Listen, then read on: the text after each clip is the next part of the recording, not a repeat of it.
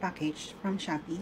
So, ayun, naka-lipstick na ako. Pero dumating is dalawang lipstick from Piason Fan Colors. So, ito ay shade of 9 and 7. So, yan. Yung 7 is black. So, black po yan na. Black. Black. Try ko.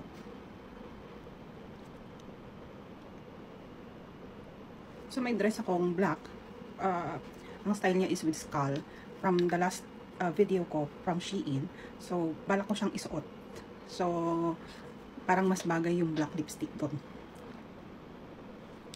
Parang magiging Addams Family. So, yun siya. Addams Family ang dating.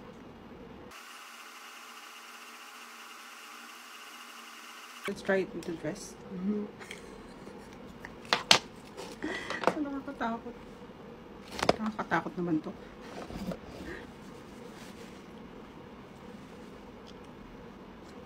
Uy, mahirap siyang tanggalin.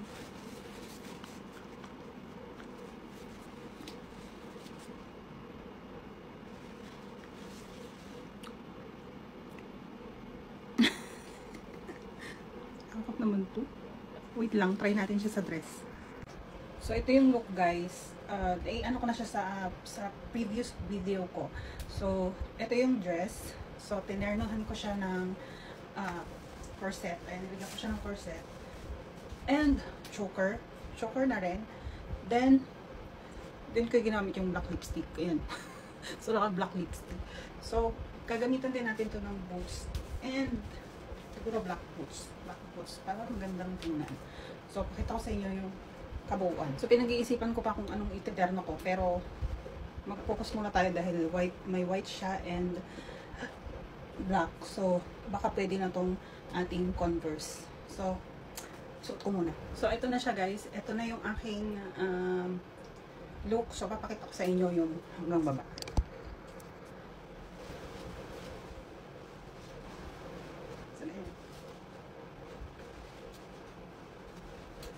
So, gumamit din ako dito ng mahabang socks. So, kung makikita nyo, mahaba yung socks na ginamit ko. Yes!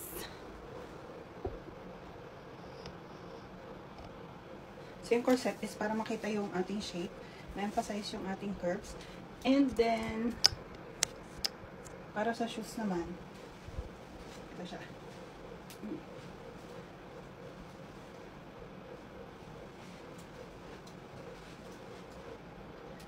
So, ganito siya.